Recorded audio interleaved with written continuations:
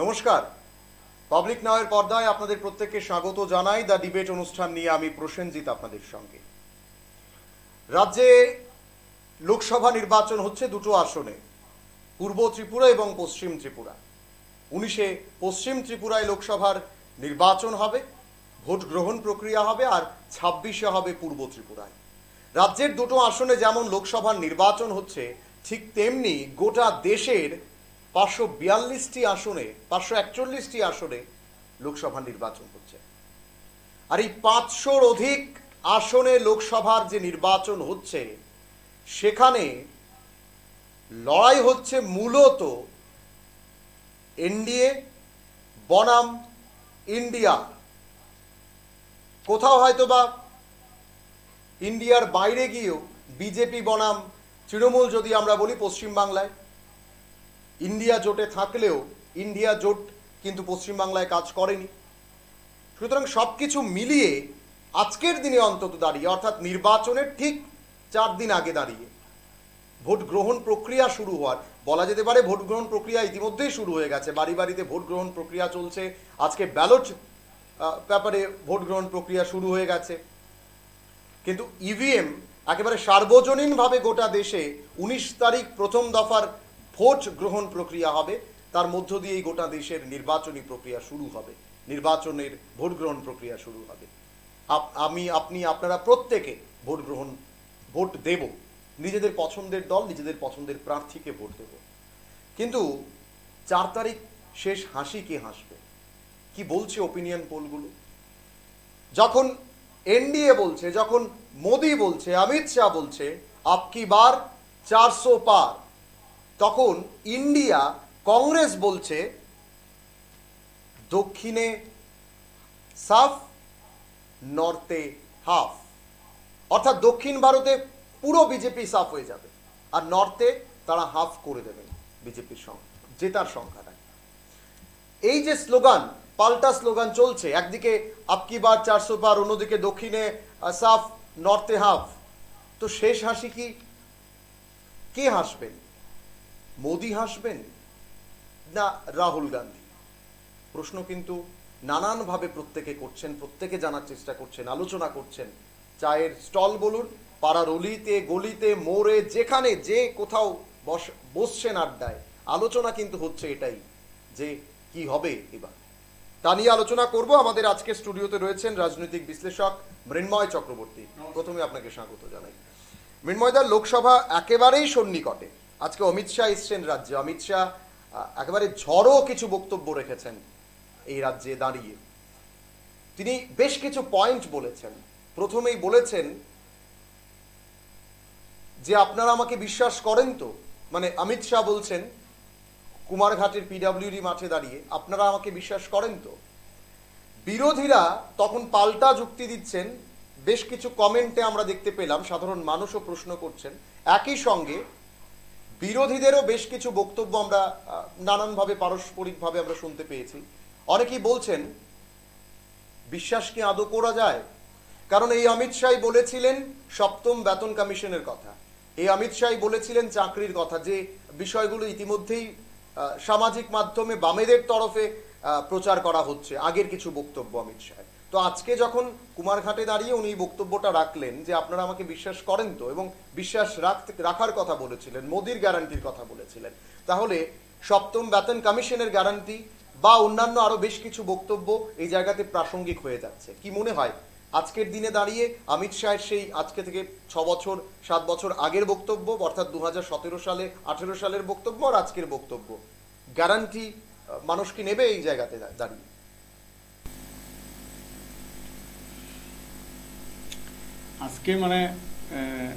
আজকে তো আর কয়েকদিন পরেই আমরা 2024-এর লোকসভা নির্বাচনের প্রথম দফার ভোট আমরা দিতে যাব 19 তারিখ।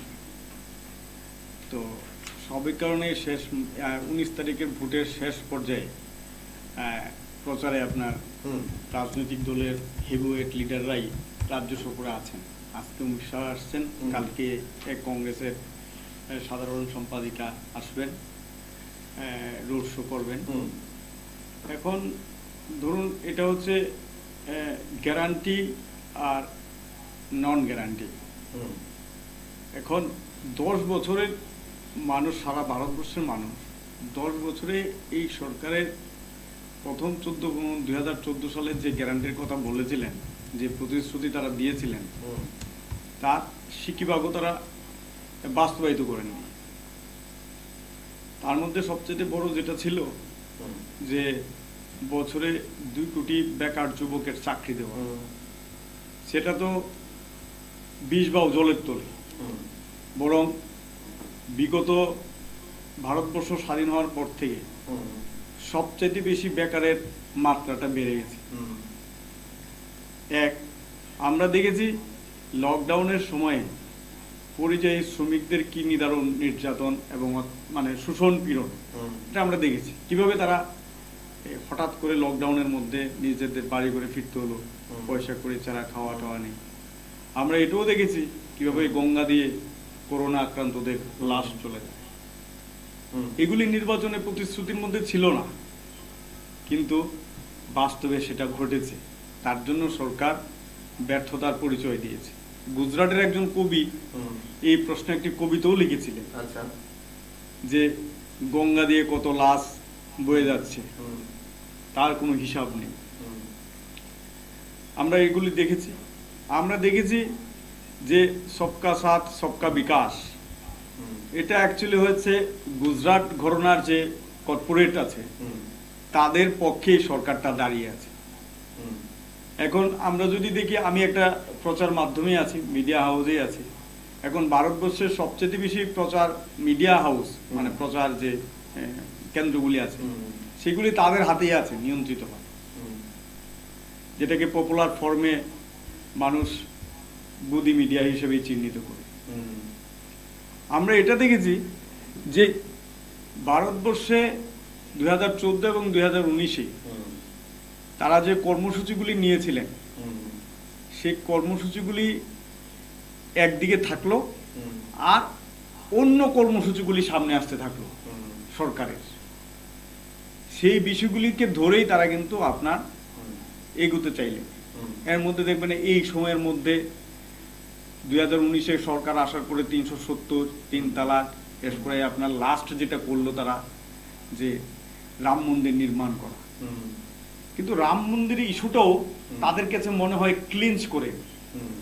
রাম মন্দির ইস্যুর পরেই কিন্তু আপনি দেখুন কর্পূরী ঠাকুর, দেবিলাল, তাদেরকে আপনার ভারতরত্ন উপহার দেওয়া হলো, সম্মানিত করা হলো। আর মানে যে চিন্তাধারায় রাম মন্দিরটা করা হয়েছিল, যে লোকসভার আগে এটা একটা ইস্যু হতে পারে, এটা ইস্যু সেই আকারে ইস্যু হয়নি, ক্লিঞ্চ করেনি। আমি সেটা আসছি, এটা দেখুন আপনি। তারপরে তারা গেল ওইদিকে, তার কারণে আপনার মানে ইন্ডিয়া জোটের মধ্যে যে দুটো শরিক আসার সম্ভাবনা ছিল, যারা আশা ছিল, যারা এসেছিলেন, তারা শিফট করে গেলেন কর্পূরী ঠাকুর এবং দেবিলালের প্রশ্নে। এবার দেখি আমরা যে ভারতবর্ষে কোনো ইস্যু নেই, বিরোধীদের কাছে কোনো ইস্যু নেই। এটা ঘটনা।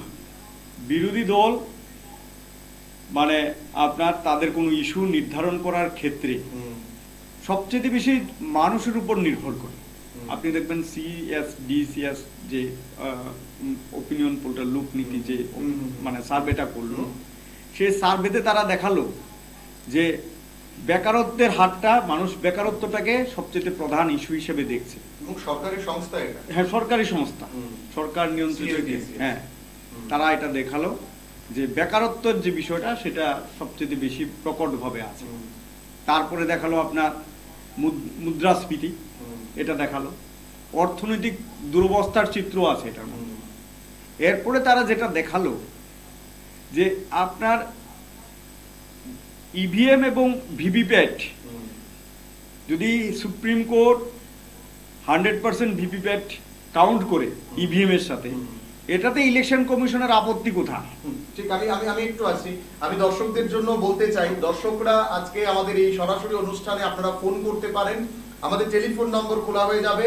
আপনাদের মতামত আমরা জানতে চাইবো, কারণ আপনারা যেহেতু ভোট দেবেন, আপনারা কি ভাবছেন, কিভাবে দেখছেন আজকে অমিত শাহের সফর এবং কালকে প্রিয়াঙ্কা গান্ধীর সফর। ঠিক একই সঙ্গে এই লোকসভায় কে হাসবেন শেষ হাসি, আমাদের টেলিফোন নম্বর 6909155160। ইতিমধ্যে আপনারা স্ক্রিনে দেখতে পাচ্ছেন, সেই নম্বরে ফোন করে সরাসরি আমাদের আজকের এই অনুষ্ঠানে আপনারা নিজেদের মতামত অভিমত আমাদেরকে দিতে পারেন।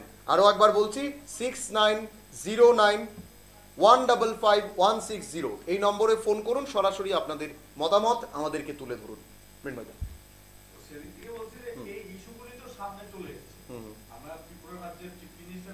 নির্বাচনী প্রচারে বলেছেন বিরোধী দলের কাছে ইস্যু নেই।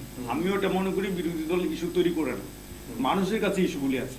মানে মানুষ যে সমস্যাগুলির সম্মুখীন গত 10 বছরে হয়েছে সেই ইস্যুগুলি মানুষ তুলে ধরছে, আর রুলিং পার্টি হিসাবে তাদেরকে সেই মানে সমস্যার মোকাবেলা করতে হবে, সেগুলির উত্তর তাদেরকে দিতে হবে। আর এই উত্তরটা হচ্ছে নির্বাচনে মানুষ তাদেরকে এই ইস্যুটা যদি তারা মনে করেন যে এটা জেনুইন ইস্যু, তারা রুলিং পার্টির বিরুদ্ধে ভোট দেবেন। আর যদি মনে করেন রুলিং পার্টি এই প্রশ্নে সলভ করতে পারেন, তাহলে তারা রুলিং পার্টির পক্ষে থাকবে। কিন্তু এটার মধ্যে সবচেয়ে বড় যেটা আশ্চর্যজনক, সেটা হচ্ছে সেন্ট্রাল গভর্নমেন্টের যে ফিনান্স মিনিস্টার, উনার যে হাজবেন্ড, যিনি অন্ধ্রপ্রদেশের বিজেপির স্পোক্স পার্সন ছিলেন এক সময়ে, উনি আপনার বেশ কিছু ইন্টারভিউতে বলেছেন যে ভারতবর্ষে ইলেকট্রাল যে বন্ড, সেটা হচ্ছে ভারতবর্ষ না, পৃথিবীর মধ্যে সর্ববৃহৎ একটা দুর্নীতি, সর্ববৃহৎ দুর্নীতি। এবং উনি বলেছিলেন যদি ভারতবর্ষে থার্ড টার্ম বিজেপি ক্ষমতায় আসে, তাহলে ভারতবর্ষে আর কখনো নির্বাচনই হবে না। এবং উনি এটা বলেছিলেন যে এটা অপোজিশন বনাম বিজেপির লড়াই না, এটা হচ্ছে ভারতবর্ষের মানুষের সাথে বিজেপির লড়াই এবারে নির্বাচনটা। এটা উনি বলেছিলেন যে ভারতবর্ষের মানুষের সাথে রুলিং পার্টির আপনার যে প্রতিদ্বন্দ্বিতা, তারই নির্বাচন। এবং উনি এটাও বলেছিলেন যে বিজেপির পক্ষে এবার ক্ষমতা দখল করা সম্ভব না। আমাদের কাছেও, আমরা যারা পলিটিক্যাল বিষয়গুলি আমরা দেখি, সেদিক থেকে আমাদের কাছে এটা একটা গুরুত্বপূর্ণ বিষয় যে রুলিং পার্টির মধ্যেকার যে যিনি আছেন, উনার কাছে বা উনি যে ধরনের ব্যাখ্যা বিশ্লেষণ করেছেন, সেটা নিশ্চয়ই একটা বাস্তবতা আছে, এটা আমরা দেখেছি। সেদিক থেকে বলছি যে এখন ত্রিপুরা রাজ্যে আজকে অমিত শাহ এসেছেন, স্বরাষ্ট্রমন্ত্রী এসেছেন কুমারঘাটে, উনি সভা করেছেন। সবার মধ্যে যে মূল বিষয়টা উনি রেখেছেন সেটা হচ্ছে যে সরকার, মানে বর্তমান সরকার জাতি উপজাতির উন্নয়নের প্রশ্নেই কাজ করে, এটা উনি বলেছেন। তারপরে উনি যেটা বলেছেন সেটা হচ্ছে যে আমরা যে চুক্তিটা করেছি ত্রিপুরামতার সাথে, এটার ফলে ত্রিপুরার জনজাতিদের উন্নয়নের ধারা অব্যাহত থাকে, প্রচুর উন্নয়নের প্রকল্প মানে আমরা এখানে চালু করি। তাহলে ধরুন এখানে যদি উন্নয়নের প্রকল্প চালু করা হয়, তাহলে তো চুক্তি করার প্রশ্ন থাকে না। চুক্তিটা তো উন্নয়নের প্রকল্প নিয়ে হয়নি, চুক্তিটা হওয়ার কথা ছিল গ্রেটার ত্রিপুরাল্যান্ডের প্রশ্নে। তাহলে এই উন্নয়নের প্রকল্প এখানে অব্যাহত থাকবে, এই কথার মধ্য দিয়ে এটা প্রমাণিত হলো যে চুক্তির মধ্যে গ্রেটার ত্রিপুরাল্যান্ড নামক সাবজেক্টটা নেই। এটা হচ্ছে প্রধান। চুক্তিটার মধ্যে যে লেটার হেডটা ছিল, লেটার হেডটার মধ্যেও ত্রিপুরামতার যে অর্গানাইজেশন, তার নাম, সেটা ইনকমপ্লিট ছিল। আমরা সেগুলি দেখেছি কংক্রিট প্রস্তাব হিসেবে এই চুক্তির মধ্যে, চুক্তি যেটা বলেন তারা, টাইপার্টার যে মানে আপনার লিখিত একটা বয়ান, সে বয়ানটার মধ্যে এসব ছিল। তাহলে এটা একটা নিশ্চিত যে ভারতবর্ষের স্বরাষ্ট্র দপ্তরের অধীনে যে টাইপার্টার লিখিত বয়ানটা লিখিত হলো, সেটার মধ্যে ত্রিপুরাল্যান্ড নামক বস্তুটা নেই। তার মানে এটা একটা পলিটিক্যাল ইস্যু ছিল, এটা নন পলিটিক্যাল ইস্যুতে কনভার্ট হলো, জাস্ট কিছু আর্থিক বিষয়, কিছু প্রকল্পের ব্যাপার। তা আমার একটা প্রশ্ন জানার ব্যাপার, যারা এই অর্গানাইজেশনটা তৈরি করেছেন, সাধারণভাবে যারা এটা করেছেন তারা এটা দেখবেন, এটা তারা প্রথম থেকেই বলতেন যে 75 বছরে জনজাতিদের জন্য কিছুই করেনি, না রাজ্য সরকার করেছে না কেন্দ্রীয় সরকার করেছে। তো 75 বছরের মধ্যে লায়ন শেয়ারটা মানে 70 বছর, 72 বছর, 73 বছর তো তারা রুলিং সেন্ট্রাল গভর্নমেন্টের রুলিং পার্টি কংগ্রেসের সাথেই তারা বিলং করেছেন।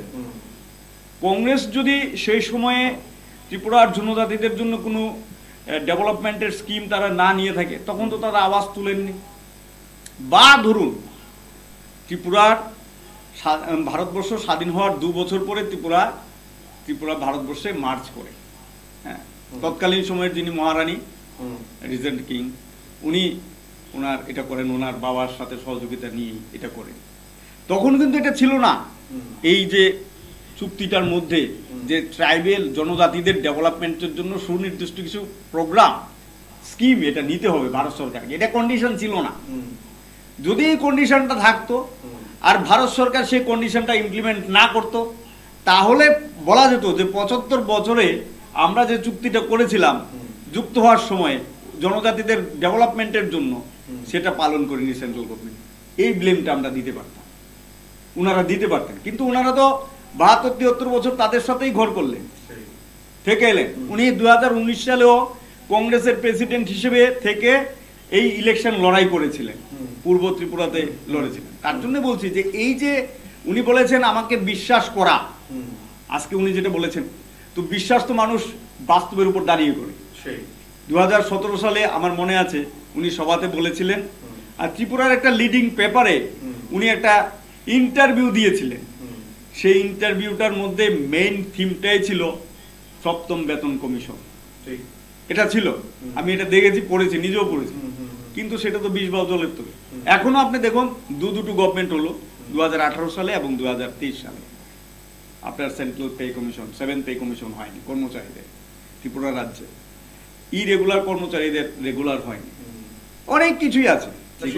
কোথাও খানিকটা বিপ্লবদেব দেওয়ার চেষ্টা করেছেন। না, এটা হচ্ছে কেন পুরো বেতন কমিশনটা আসেনি, এটা লজিকটা কোথাও একবার বিপ্লবদেব যখন মুখ্যমন্ত্রী ছিলেন দেওয়ার চেষ্টা করেছিলেন যে রাজ্যে প্রচুর পরিমাণে শিল্পায়ন করতে হবে, ইন্ডাস্ট্রি করতে হবে, রাজ্য থেকে রোজগার হলে তারপর সেটা সেন্ট্রালে যাবে এবং সেন্ট্রাল সেটা রাজ্যকে দেবে এবং সেই দিকে পুরোটা আসবে।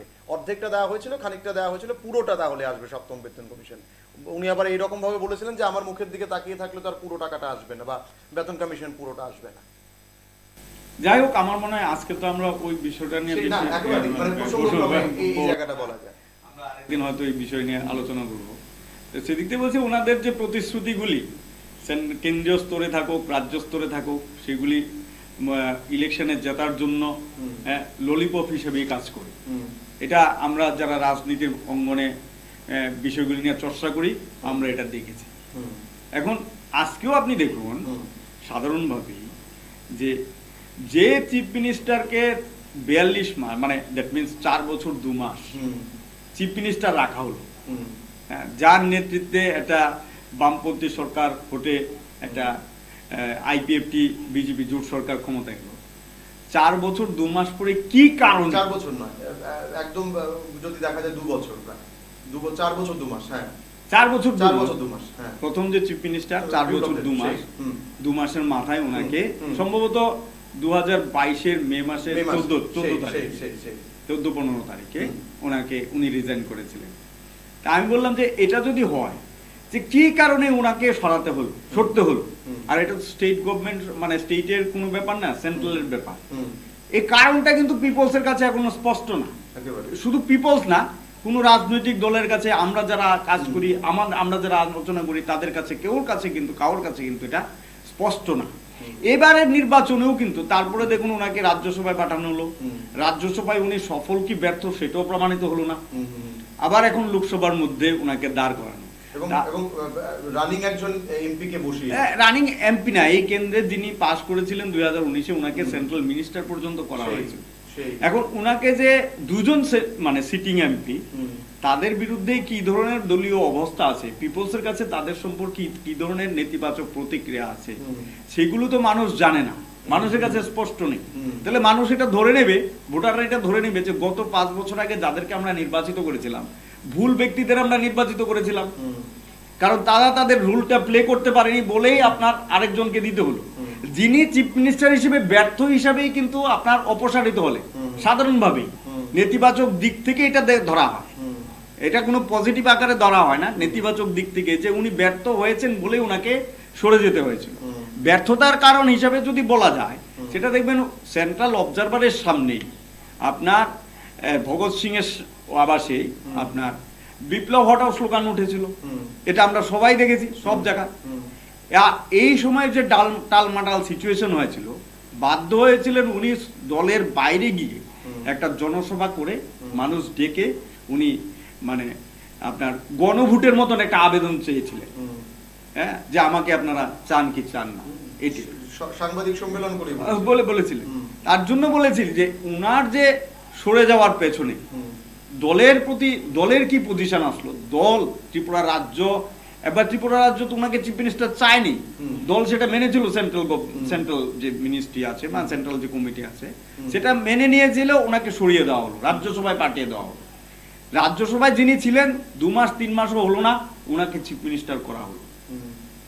তার জন্য বলছি যে এই দলটার মধ্যে আপনি মানুষ সম্পর্কে তো একটা কনফিউশন তৈরি হয়ে গেল, কারণ যে দলটা এবারের নির্বাচনে আমরা সবচেয়ে বড় যে দেখলাম, যারা তিপ্রা মথাটা বানালো, যে তিপ্রা মথা সম্পর্কে আপনি দেখুন, অ্যাসেম্বলি ইলেকশন হোক, পৌরসভা নির্বাচন হোক, এডিসি ইলেকশন হোক, রুলিং পার্টি সবসময় আপনার বিরোধিতার জায়গা ছিল, অনেক চেষ্টা করেছে, অনেক কথা বলেছে, অনেক চেষ্টা তারা করেছে, কিন্তু তারাও বলেছে, বলার পরেও আপনি দেখুন কোথাও যেন তাদের সাথে একটা নৈকট্য আমরা দেখতে পাই পলিটিক্যালি, কারণ বিজেপি ও এনআরসির পক্ষে, আর তিপ্রা মথার যিনি সর্বাধিনায়ক তিনিও এনআরসির পক্ষে, এবং বিজেপি চেয়েছিল সিএএ চালু করতে, উনি ত্রিপুরা রাজ্যে বন্ধ করেছিলেন, আর বন্ধের কারণে আমার এখনো মনে আছে 2019-এর 8-9 জানুয়ারি 8 তারিখে মাধববাড়ির দশরাম পাড়াতে যে মহারাজার মূর্তি ছিল,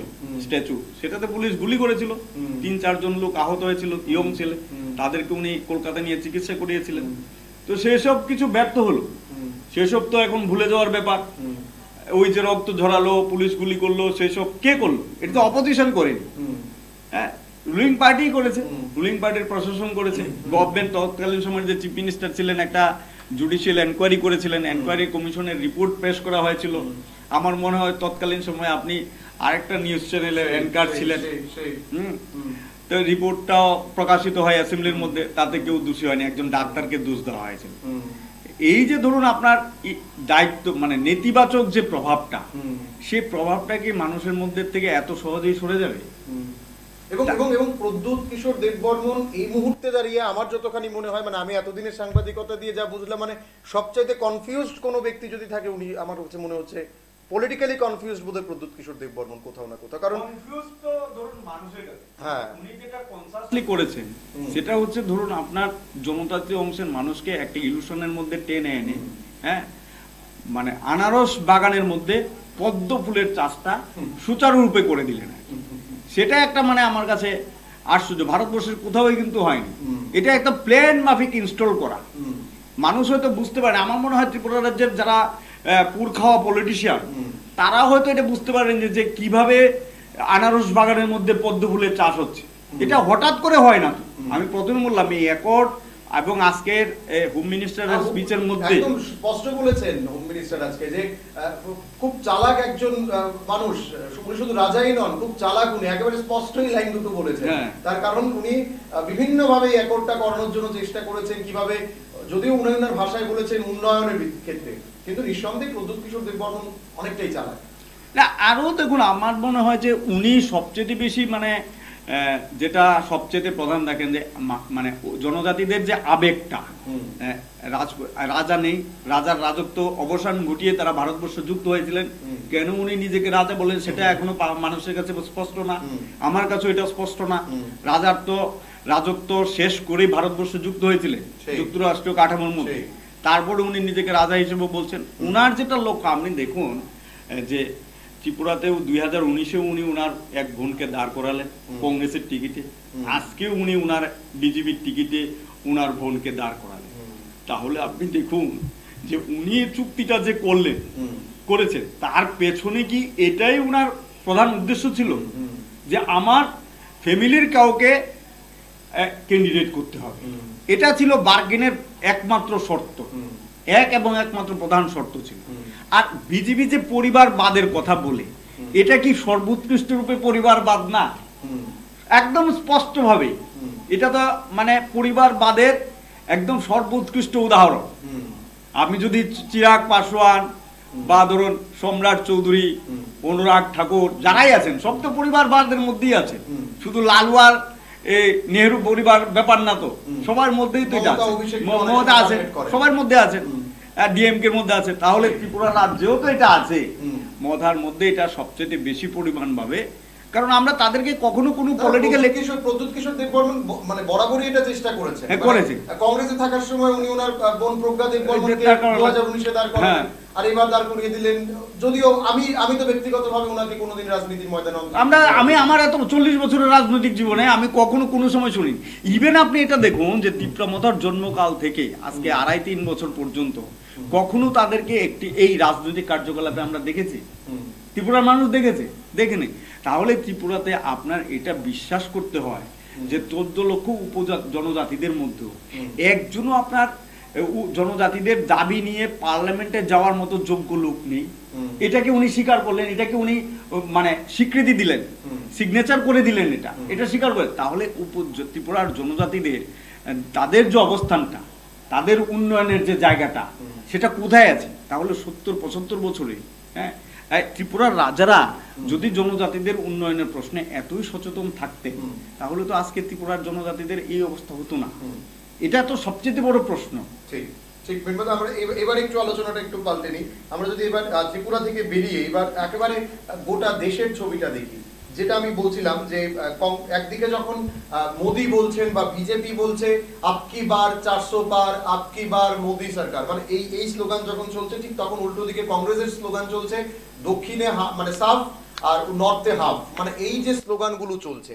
একটু যদি ওপিনিয়ন পোলটা দেখি, গোটা দেশের বিভিন্ন সংবাদ মাধ্যম বা আমি যদি একেবারে সি ভোটারের কথা বলি, তারা তো একদম দেখিয়ে দিচ্ছেন যে দক্ষিণ ভারতে খুব অবস্থা খারাপ, মানে এই মুহূর্তে দাঁড়িয়ে অন্তত বিজেপির। সেখানে ইন্ডিয়া জোটের একটা খুব ভালো গেইন হচ্ছে, সেখানে ইন্ডিয়া জোটের ভালো সংখ্যক তারা আসন পাচ্ছেন, এবং দক্ষিণ ভারতের এই প্রভাবটা কি গোটা দেশের কোথাও পড়বে, গোটা দেশের মধ্যে? এবং নর্থে হাফ, মানে এই লজিকটা কেন কংগ্রেস কেন ফিট করছে? মানে দক্ষিণে সাফ করবেন, নর্থে হাফ করবেন, তাহলে কি দেশে সরকার পরিবর্তন হবে? মানে আমরা যদি যেখানে মোদি বলছেন 400 পারের কথা, সেখানে তারা বলছেন হাফের কথা নর্থে, কিভাবে লজিকটা কংগ্রেস কাজে লাগালো? এটা সাধারণ বিষয়। ধরুন আমি যদি বলি যে আপকি বার 400 পার, আমি তো বলতে পারি না আপকি বার 300 পার, এটা আমি বলতে পারি না। আমি তো এটা বলতে পারি না আপকি বার 272 পার, এটা আমি বলতে পারি। কারণ এটা হচ্ছে আমার র্যাঙ্কস এন্ড ফাইল, তাদেরকে আমার ধরে রাখতে হবে, উজ্জীবিত করতে হবে, যে আমাদের সর্বশক্তি নিয়োগ করে ইলেকশনের ময়দানে নামতে হবে। তারা এটা জানেন যে তাদের যে কর্মী বাহিনী আছেন, তাদের যে ফলোয়ার্স আছেন, তাদের মধ্যে একটা ডিপ্রেশন আছে, একটা এন্টি ইনকামবেন্সি ফ্যাক্টর কাজ করছে। এটা প্রত্যেকটা স্টেটে আছে, সেন্ট্রাল গভর্নমেন্টের প্রশ্ন আছে।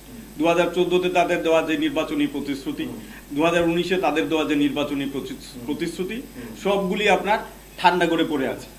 এখন তো আর ধরুন আপনার পুলওয়ামা ঘটিয়ে বা ইন্দো চীন বিতর্ক তুলে, পাকিস্তানের প্রশ্ন তুলে এসব নিয়ে ভোট চাওয়া হচ্ছে। রাম মন্দিরটাও তাদের কাছে ফেঁকে হয়ে গেছে। বা ধরুন নারী মহিলা সংরক্ষণের প্রশ্ন আপনার তাদের কাছে এটা কথার কথা হয়ে গেছে। হ্যাঁ, আপনি দেখুন জাতি গণনার প্রশ্নটাকে তারা কেন অবহেলা করছে? জাতি গণনার কাজটা ইউপিএ আমলে শুরু করা হয়েছিল, সেটা কমপ্লিট করে তাদের কাছে পড়ে, তারা কেন এটা যদি আমি ধরি যে এটা যদি স্পষ্ট হয়, তাহলে জাতি যে সবচেয়ে পিছিয়ে পড়া যে জনজাতি আছে, জাতিরা আছে, তাদের অর্থনৈতিক, সামাজিক এবং রাজনৈতিক মানোন্নয়নের ক্ষেত্রে গভর্নমেন্ট সুনির্দিষ্ট পদক্ষেপ নিতে পারে। সেটা একটা প্রধান ফ্যাক্টর ছিল। কেন তারা সেটা এড়িয়ে যাচ্ছে? এটা তো তাদেরকে বলিষ্ঠতার সাথে করা দরকার, কিন্তু তারা এটা মনে করছেন কারণ তারা এটাতে বিশ্বাস করেন, এটা তারা করতে চান না। কারণ তাদের কাছে যে ফিলোসফিটা বা তাদের যে কাজ করেন সেটা একদম পরিষ্কারভাবে বোঝা যায় যে মনোবাদী যে একটা ফিলোসফি, এটা তারা ইমপ্লিমেন্ট করেন, সেদিক থেকে এটা হয়। এখন আমার কাছে এই স্লোগানটা হচ্ছে ডিফেন্সিভ স্লোগান, রক্ষণাত্মক স্লোগান। মানে আমি যদি আমার কর্মী বাহিনীকে 400 পার করার কথাটা না বলি, তারা তো 272 দখল করার জন্যই এগোবে না, এগোতে হবে তো। তা আমি তো লক্ষ্যমাত্রাটা আমাকে নিতে হবে। আপনি রামকৃষ্ণ বলেছিল, লক্ষ্য যদি আপনার গাছের আগা মানে শীর্ষে থাকে, তাহলে আপনার ধনুকটা গিয়ে পড়বে মাঝখানে, মাঝখানে থাকলে গোড়াতে পড়বে, আর গোড়াতে থাকলে তো একদম নিচেই পড়বে। সেদিক থেকে বলছে তারা ওইটা লক্ষ্য রেখেছে, কিন্তু তারা টার্গেট মাঝখানে। তারা যাতে মেজরিটি পায়। আর এটা হচ্ছে বাস্তব। বাস্তবটা কি, সাউথে দেখুন আপনার একদম পরিষ্কারভাবে বিজেপি এবার, কখনো কোনো সময় বিজেপির এটা এন্ট্রি ছিল না, এবার তারা সাউথ মুখী, সাউথকে তারা ধরার জন্য একটা বিশাল ক্যাম্পেইনের বহর তুলেছে। সাউথ তারা চেষ্টা করেছিল কর্ণাটক ইলেকশনের মধ্য দিয়ে ধরার জন্য, কিন্তু সেটা 40% কাটমানির জুড়ে, কাটমানির কারণে তাদের যে ডেভেলপমেন্টের স্কিমগুলো ছিল এখানে এন্ট্রি নেওয়া, সেটা তারা কাজ করতে পারেনি। তাদের চিফ মিনিস্টারের বিরুদ্ধে, প্রাক্তন যে চিফ মিনিস্টারের বিরুদ্ধে আপনার বিভিন্ন ধরনের কেলেঙ্কারির মাধ্যমে পুলিশের এতে আছে। তো সেদিক থেকে বলছি যে কর্ণাটক দিয়ে তারা একটা এক্সপেরিমেন্ট করেছিল, সেটা হয়নি। 2014-তে তারা এবং 19-এ তারা টিডিপির সাথেও তারা সম্পর্ক করার চেষ্টা করেছে, এবারও তারা করেছে। কিন্তু টিডিপি এখনো পর্যন্ত স্পষ্ট বলেছে যে আমরা ইলেকশনে কন্টেস্ট করব কিনা, বা কন্টেস্ট না করলে, আমরা প্রতিদ্বন্দ্বিতা না করলে কাকে আমরা সাপোর্ট করব। তাহলে তেলেঙ্গানাটা এবার কংগ্রেস রিভাইভ করলো, বিআরএস থেকে নিয়ে নিল কংগ্রেস। এবং অন্ধ্রপ্রদেশে আপনার জগন রেড্ডির যে দিদি মানে বোন আছে, বোনকে আপনার কংগ্রেস প্রেসিডেন্ট বানিয়ে এখানে আপনার একটা তার এন্ট্রি নেই। কংগ্রেস এখানে তার রিভাইভ করার চেষ্টা করছে, রিভাইভের একটা জায়গা তারা আছে। আর তাদের চিরদিনের যে বন্ধু ডিএমকে তো আছেই। তার জন্য বলছি কংগ্রেস কেরালাতেও আছে, গতবার কেরালাতে তারা ভালো ফল করেছে, এবারও কেরালাতে আছে। এবার দিয়ে সেদিক থেকে বলছি যে সাউথে তার বিজেপির কোথাও নেই। গতবার যাও 2-4টে ছিল, এবার সেটা কোনো অপিনিয়ন পুলেই সেটা দেখাচ্ছে না, জিরোই দেখাচ্ছে। আর নর্থের যেটা মহারাষ্ট্রে আপনি দেখুন, মহারাষ্ট্র যদি আমরা ধরি, তো মহারাষ্ট্রে যে আসন সংখ্যা আছে 48-এর মধ্যে আপনি দেখুন যে তাদের পক্ষে কতটুকু যায়। অপিনিয়ন পুল তাদেরকে মেজরিটি দেয়নি এখনো পর্যন্ত কোনো মেজরিটি দেয়নি। তার মানে কি, এটা যত দিন এগিয়ে আসবে, হ্যাঁ, তত এটার মাত্রাটা আরো বাড়তে থাকবে। হ্যাঁ, কারণ অপিনিয়ন পুল যেটা নেওয়া হয় সেটা একটা লিমিটেড, হ্যাঁ, লিমিটেড পার্সন, লিমিটেড আইডেন্টিটি, সমস্ত কিছু গোপন রেখে তারা এটা কাজটা করেন।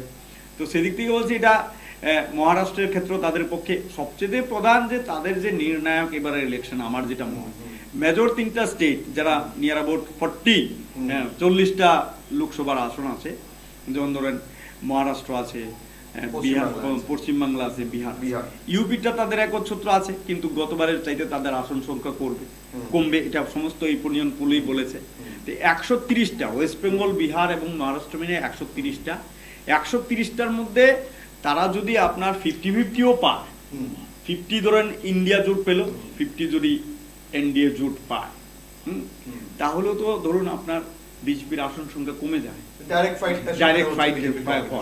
কারণ অনেকে এটা প্রশ্ন করলেন ইন্ডিয়া জোট হয়নি, কিন্তু ধরুন প্রত্যেকটা 3টা স্টেট মানে পাঞ্জাব আর ওয়েস্ট বেঙ্গল বা ধরুন আপনার কেরালা, প্রত্যেকটা স্টেটের নিজস্ব রাজনৈতিক বাধ্যবাধকতা আছে, রাজনৈতিক পরিস্থিতি আছে। সেই পরিস্থিতির কারণে হয়তো জোট নাও হতে পারে, কিন্তু এককভাবে প্রত্যেকেই এই সেন্ট্রালি বিজেপি বিরোধী লড়াইয়ে তারা অংশীদার।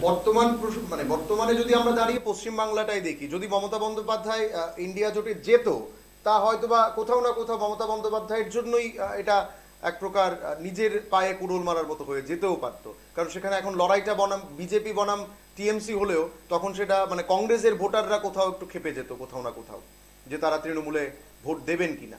সেটাই বলছি যে অবজেক্টিভ কন্ডিশন, ভোট ভাগাভাগিটা তাহলে বিজেপি কংগ্রেস এদের মধ্যে হতে পারে ওয়েস্ট বেঙ্গল। এখন ধরুন আপনার মানে ওয়েস্ট বেঙ্গলের ক্ষেত্রে ওয়েস্ট বেঙ্গলের সরকারের যদি কিছু মানে লুফুলস থাকে, মানে কিছু ঘাটতি থাকে, করাপশনের প্রশ্নই হোক, সন্ত্রাসের প্রশ্নই হোক, ডেমোক্রেসির প্রশ্নই হোক, কোথাও যদি কোনো ঘাটতি থাকে সেটা উইদিন দ্য ওয়েস্ট বেঙ্গল। আর এই ওয়েস্ট বেঙ্গলের মধ্যে ধরেন এই ঘটনাগুলির বিরুদ্ধে ইন্ডিয়া জোটের যারা শরিক আছেন তাদেরকে লড়তে হয়েছে, তার র্যাঙ্কস এন্ড ফাইল এটার মুখোমুখি হতে হয়েছে। সেই বাধ্যতা যদি তারা জোটে যান, তাহলে এই শাসনটার যে কিছুটা অন্তত নেতিবাচক দিক আছে সেটা তাদের কাঁধে এসে পড়ে। এই বাধ্যবাধকতা তাদের আছে, তারা জোট করতে পারেন, কিন্তু তাদের ভোটার যদি ভোট না দেয়, যেটা আপনি বলেছেন সেটা সম্ভব। তার জন্য হচ্ছে পলিটিক্যাল একটা কম্পালশন আছে, পলিটিক্যাল সিচুয়েশনের অবজেক্টিভ রিয়েলিটির উপর দাঁড়িয়ে জোট হওয়া না হওয়া নির্ভর করে। পাঞ্জাবের ক্ষেত্রে আপনি দেখুন, পাঞ্জাবে জোট হয়নি, কিন্তু অপিনিয়ন পুলে এখনো পর্যন্ত পাঞ্জাবে কংগ্রেসকে মেইন বেনিফিশিয়ারি হিসেবে দেখিয়েছে, 7টার মতো আসন দেখিয়েছে, আপকে 2টো দেখিয়েছে, বিজেপিকে আপকে 4টে, বিজেপিকে 2টো দেখিয়েছে। কেরালাতে আপনি দেখুন কংগ্রেসের পক্ষে সবগুলো এসেছে, সেইগুলো তারা দেখিয়েছে ওপিনিয়ন পোলে। সেই দিক থেকে একটা অবজেক্টিভ রিয়েলিটির উপর দাঁড়ায়, অবজেক্টিভ কন্ডিশন, পলিটিক্যাল কন্ডিশনের উপর দাঁড়িয়ে আপনার এই সিট অ্যাডজাস্টমেন্টটা দাঁড়ায়। কিন্তু তারপরেও বলা যায় যদি 130টা সিট মেজর 3টা স্টেটে, সেইটা যদি আপনার এখনো পর্যন্ত যা আছে তাতে যদি গতবারের সংখ্যাটার যেমন বিহারে গতবার ইন্ডিয়া জোট যেটা ছিল মহাগঠবন্ধন, তাদের পক্ষে কিছুই পড়েনি, এবার তাদের পক্ষে কিছু হলো আসছে। হ্যাঁ, তাহলে আমি যেটা বলি যে ধরুন 303-এর থেকে যদি 10টা হিন্দি বেল্টের স্টেটে এবারে যদি আপনি ধরুন 4টা করেও সিট কমে বিজেপি এভারেজ, তাহলে 40টা কমে 303 থেকে তো কমেই যায়। 303 মানে মেজরিটির নিচে চলে আসে, নিচে চলে আসে। আর তার জন্য তারা কিন্তু এটা চিন্তিত যে আমরা মেজরিটি পাবো কিনা, পাবো কি পাবো না। তার জন্য আপনি দেখবেন ছোট ছোট যে পার্টিগুলো, ছোট ছোট পার্টিগুলিকে এই যে জনতা দল মানে এখানে আপনি বলছেন যে চিন্তিত বিজেপি যে মেজরিটি পাওয়া যাবে কিনা, কিন্তু মোদি বলছেন 370 প্লাসের কথা, মানে 400 পারের কথা। তাহলে মানে এই 370টা কিভাবে টার্গেট করলেন? 2019-এ তো সর্বোচ্চ রেজাল্ট যদি আমরা বিজেপি করি, সর্বোচ্চ রেজাল্ট মানে হ্যাঁ ইলাস্টিসিটিটা টানার তো একটা ক্যাপাসিটি, ইলাস্টিসিটি কতটুকু বাড়তে হয়, যেটা 2019-এ তারা সর্বোচ্চ রেজাল্ট পেলে। এখন ধরুন তারা যদি মনে করে যে আমার 370 পেতে হবে বা 400 পেতে হবে, তাহলে ওয়েস্ট বেঙ্গলে পুরোটা পেতে হবে, দক্ষিণ ভারতে ঢুকতে হবে, মহারাষ্ট্রে না, মহারাষ্ট্রে পুরোটা পেতে হবে আপনাকে, তামিলনাড়ু, কর্ণাটক, কেরালাতে গতবার তো কর্ণাটকে পেয়েছিল, গতবার কর্ণাটকে পেয়েছে, মহারাষ্ট্রে পেয়েছে, তামিলনাড়ুতে পাইনি, অন্ধ্রতে কম পেয়েছে, বা তেলেঙ্গানাতে এবার তো খাতা খোলার সম্ভাবনা কম। তার জন্য বলছি এটা কতটুকু বাড়তে পারে। হরিয়ানা, হিমাচল প্রদেশে তারা পেয়েছিল, গুজরাটে পেয়েছিল, রাজস্থানে পেয়েছিল, মধ্যপ্রদেশে পেয়েছিল, সম্পূর্ণ আসন পেয়েছিল। এখন পেতে গেলে তাদেরকে আর যেটা পেতে হবে সেটা হচ্ছে ওয়েস্ট বেঙ্গলে 42 পেতে হবে, পেতে হবে, তাহলে তাদের পক্ষে কিছুটা এগিয়ে যাওয়া যাবে। দিল্লিতে তারা 7টাই পেয়েছিল, দিল্লিতে তো অন্য কোনো অর্গানাইজেশন পায়নি, তারাই পেয়েছিল, মহারাষ্ট্রে তারা পেয়েছিল। তাহলে এই দিক থেকে শুধুমাত্র ডিএমকে মানে তামিলনাড়ু এবং ওয়েস্ট বেঙ্গল এই দুটো জায়গাতেই মেজর তারা যদি পাল পেতে পারে তাহলে হয়তো তারা 303-এর থেকে কিছুটা হয়তো বেশি যেতে পারে। কিন্তু এটা সম্ভব না, কারণ আপনাকে তো 303 ধরে রাখতে হবে, ধরে রেখে আপনাকে জাম করতে হবে। তো জাম করাটা তো সম্ভব না, কারণ প্রত্যেকটা স্টেটে ন্যাশনালি আপনার এন্ট্রি ইনকামবেন্সি আছে।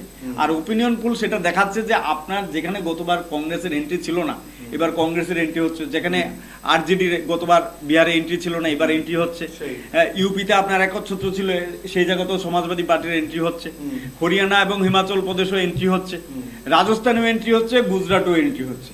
সেদিক থেকে বলছি যেখানে নন এন্ট্রি অপোজিশনের ছিল, এবার অপোজিশন সেই জায়গায় এন্ট্রি নিচ্ছে, বরং আপনারা মানে এনডিএ জোট সেখান থেকে আপনাকে রিজেক্ট হচ্ছে, একটা অংশের রিজেক্টেড হয়ে যাচ্ছে, একটা অংশের ভোট ইন্ডিয়া জোটের পক্ষে চলে আসছে, আসনও পড়ে যাচ্ছে। এটা ওপিনিয়ন পোলের মাধ্যমে। তার জন্যই কংগ্রেসের যে স্লোগানটা সেটা অনেকটা বেশি রিয়েলিস্টিক, যে সাউথে সাফ, নর্থে হাফ।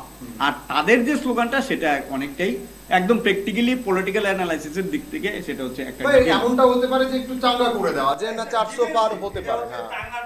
আপনি বলতে পারেন চাঙ্গাটা হচ্ছে ব্যাখ্যার প্রশ্ন, কিন্তু এই স্লোগানটা হচ্ছে ডিফেন্সিভ স্লোগান, কারণ আমাকে পেতে হবে, না হলে তো আমি মেজরিটি পাবো না। আমি তো বলতে পারি না র্যাঙ্কস এন্ড ফাইলকে আমাকে মেজরিটি অর্জন করতে হবে। তার জন্য এটা বলা হচ্ছে যে আমি মেজরিটিটা পাওয়ার জন্য আমাকে 400। একদম শেষ দিকে আসছে আলোচনার। এই মুহূর্তে দাঁড়িয়ে আমরা এই আলোচনা ওপিনিয়ন পোল নিয়ে আরো দীর্ঘ আলোচনা চলবে, বেশ কয়েকটা পর্ব আমি অবশ্যই করব, কারণ প্রতি মুহূর্তে যারা ওপিনিয়ন পোল করছেন, সি ভোটার বলুন বা আরো অন্যান্য সংস্থা যারা করছেন, তারাই প্রত্যেক দিনের এক একটা আপডেট হচ্ছে, কারণ প্রতি মুহূর্তে পরিবর্তন হচ্ছে, বিভিন্ন স্পেকুলেশন, প্রতি মুহূর্তে পাল্টে যাচ্ছে পরিস্থিতি, ছবি, সবকিছু পাল্টাচ্ছে। কারণ মানুষ আজকে যে চিন্তা ভাবনাটা করছে, আগামীকালকে তার চিন্তা ভাবনায় খানিকটা প্রসার ঘটছে। আজকে যারা ভাবছেন যে না হয়তো বা এটা ভালো, কালকে তারা ভাবছেন এটা খারাপ, আজকে যারা ভাবছেন ওইটা খারাপ, তারা ভাবছেন আজকে এটা ভালো। তো সুতরাং পরিবর্তন হয়, মানুষ ভোটটাও সেই ক্ষেত্রে, এবং এই যে ওপিনিয়ন পোলগুলো বেরোচ্ছে সেটা একেবারে সীমিত সংখ্যক মানুষের সঙ্গে, কিন্তু এই দেশের প্রচুর মানে কয়েকশো মানুষ সেখানে, এই কোটি মানুষ এখানে যুক্ত হবেন, এই ভোটদানের সঙ্গে যুক্ত হবেন। সুতরাং তারা কি ভাবছেন, তারা কাকে ভোট দেবেন, সেটা একেবারে বলা যেতে পারে 4 জুন, অর্থাৎ 4 তারিখই সেটা ফাইনাল বলা যেতে পারে। এর আগে যাই হবে শুধু আলোচনা হবে, ধারণা করা হবে, মানুষ কি ভাবতে পারেন, এইগুলোর উপরই আলোচনা হবে। শেষ প্রশ্ন মৃন্ময়দা, যেটা দিয়ে আমি শেষ করব, এই মুহূর্তে দাঁড়িয়ে আপনি যদি যা এখন পর্যন্ত আলোচনার বুঝলেন, বা যেটা আপনি একজন রাজনৈতিক বিশ্লেষক হিসেবে, রাজনীতিবিদ হিসেবে এখান থেকে কি বুঝতে পারছেন যে আগামী এই কদিনের মধ্যে যখন 19 তারিখে ভোট পড়বে, 4 তারিখে যদি এই মুহূর্তের সিচুয়েশনে দাঁড়িয়ে 4 তারিখে যদি আমরা থাকি, তাহলে সিচুয়েশনটা কি হতে পারে, ফলাফলটা কি রকম হতে পারে? মানে 2019-এ অপোজিশন ছিল ছন্নছাড়া, হ্যাঁ একদম। আর 2014-তে আপনার কংগ্রেসের ইউপি সরকারের যে লাস্ট পর্যায়ের যে বিশাল যে করাপশনের বিষয়গুলি ছিল, সেই বিষয় করাপশনের বিষয়গুলিকে সামনে এনে 2024-এ তারা ক্ষমতায়। কিন্তু 2004-এ আপনার মনে করুন যে বাজপেয়ী সরকারের সময় লাস্ট পর্যায়ে তারা একটা ইন্ডিয়ান শাইনিং স্লোগান দিয়েছে। তার মূলত কারিগর ছিলেন ওই সময়ে যে ইয়ং বাজপেয়ী মন্ত্রিসভার মহারাষ্ট্রের প্রমোদ মহাজন, খুব চর্চিত ডাইনামিক, মানে সেই বিজেপির ক্ষেত্রে ছিলেন। তো ইন্ডিয়া শাইনিংটা কিন্তু 2004-এ ফ্লপ করে, তো সেদিক থেকে এখন আপকিবার 400 পার, সেটাও সেই টাইপেরই, সেটা ফ্লপ করার একটা সম্ভাবনা আছে। এই কারণে আমি প্রথমে বলেছি, এখনো বলছি, রিপিট করছি, সেটা হচ্ছে যে অপোজিশনের কথাটা ছেড়ে দিই, অপোজিশন কি বলছে, কিন্তু তাদের সরকারি যে প্রতিষ্ঠান সার্ভে যেটা করলো, CSDS এবং লোকনীতি, এবং অর্থমন্ত্রীর হাজবেন্ড যিনি প্রখ্যাত একজন অর্থনীতিবিদ এবং ভালো ভাষ্যকার, যিনি রুলিং পার্টির একটা স্পোক্স পার্সনই একটা স্টেটের ছিলেন, অনেক বেশি তাদের প্রজ্ঞা জ্ঞান, তাদের যে বক্তব্যগুলো, সেগুলো তো ধরুন অপোজিশনের তৈরি করে না। তারা তো আর অপোজিশনের সাথে সামিল হননি, সরকারি প্রতিষ্ঠান তো আর অপোজিশনের সাথে সামিল হয় কোনোভাবেই নয়। বা উনি একজন অর্থনীতিবিদ, উনি তো আর সেভাবে অপোজিশনের সাথে যুক্ত নন। তো উনাদের যে অনুমান বা বিশ্লেষণ বা পর্যবেক্ষণগুলি যেটা আসলো, সেটা তো নিশ্চয়ই একটা প্রভাব আছে। সেদিক থেকে বলা যায় যে এনডিএ জোটের ক্ষেত্রে 19 এবং 14 চাইতে অনেক বেশি ক্লোজ ফাইট। এই ফাইটটা অনেক বেশি ক্লোজ, খুব সহজে তারা ইজিলি তারা পাওয়ারের দিকে যেতে পারবে। আপনি জল খেয়ে নিন, এই ফাঁকে আমি আরো একবার আপনাদেরকে জানিয়ে রাখছি, এই মুহূর্তে দাঁড়িয়ে বিভিন্ন আলোচনা হতে পারে, বিভিন্ন ভাবে আমরা এই আলোচনাগুলোকে চালিয়ে নিয়ে যেতে পারি। একদম শেষ পর্যায়ে যখন আলোচনার ক্ষেত্রে মৃন্ময়দা যেটা বলছিলেন যে একেবারেই এই মুহূর্তে দাঁড়িয়ে যে আলোচনাগুলো হচ্ছে, অর্থমন্ত্রীর স্বামী যে কথাগুলো বলছেন, দেশের মানুষ কি ঠিক সেভাবে ভাবছেন কিনা, যিনি সরকারের পক্ষে ছিলেন তিনি কেন হঠাৎ সরকারের বিপক্ষে গেলেন, তার থেকে বড় কথা দেশের অর্থমন্ত্রী একটা মানে বিশাল এই জায়গাতে উনার পদ, নির্মলা সীতারামন, উনার স্বামী বলছেন এই ধরনের কথাগুলো, তখন নিঃসন্দেহে সেটা ভাবনার বিষয়। মৃন্ময়দা, এটা বলছিলাম যে ধরুন এই যে সার্ভেটা করা হলো, সার্ভেটার মধ্যে তো ধরুন কারা অপোজিশনের লোক, কারা রুলিং পার্টির লোক, সেটা নিশ্চয়ই বিবেচনা করা হয়। ইন জেনারেল তারা একটা সার্ভে করেছে, সেই সার্ভের রেজাল্টটা অপোজিশন যে ডিমান্ডগুলি তুলে আনে, সেইটার রিফ্লেকশন ঘটলো এখানে, মানে ভারতবর্ষের প্রকৃত অবস্থাটা এখানে দেখা গেল। বা উনি যেটা বললেন ইলেকট্রাল বন্ড নিয়ে, ইলেকশন নিয়ে, বিজেপির, আপনি দেখুন উনি বলেছেন যদি ভারতবর্ষে বিজেপি থার্ড টাইম পাওয়ারে আসে নেক্সট ইলেকশন হবে। আপনি দেখুন যদি 400 না পায়, তাহলে কর্ণাটকের একজন এমপি বলেছেন 400 পাওয়ার কারণ হচ্ছে সংবিধানটা চেঞ্জ করতে হবে। তাহলে মূল হচ্ছে সংবিধান, কিন্তু প্রাইম মিনিস্টার কি বললেন? প্রাইম মিনিস্টার বললেন স্বয়ং আম্বেদকারও যদি আসে তাহলে সংবিধান পাল্টাবে না। সংবিধান তো পাল্টে যাচ্ছে, প্রতিদিন পাল্টাচ্ছে। সংবিধানটাকে পাল্টানোটাই তো এখন মূল কাজ হয়। 370 থেকে শুরু করে 3 তালাক থেকে শুরু করে রাম মন্দির থেকে শুরু করে সবকিছু তো সংবিধান। যেটা ছিল পলিটিক্যাল ইভেন্ট সেটা হয়ে গেল রিলিজিয়ন, মানে অনুষ্ঠান, ধর্মীয় অনুষ্ঠান। যেটা ছিল ধর্মীয় অনুষ্ঠান সেটা হয়ে গেল রাজনৈতিক অনুষ্ঠান। সেরকম ভাবেই তো এই সরকার করে যাচ্ছে। অলরেডি আপনি দেখুন যে একটা সরকার যে নাকি এটার রূপক, মানে একজন তৈরি করেছেন সংবিধানটা, ওনারা বলছেন যে যদি উনি আসেনও তাহলে চেঞ্জ হবে, কিন্তু অলরেডি চেঞ্জ করে যাচ্ছে।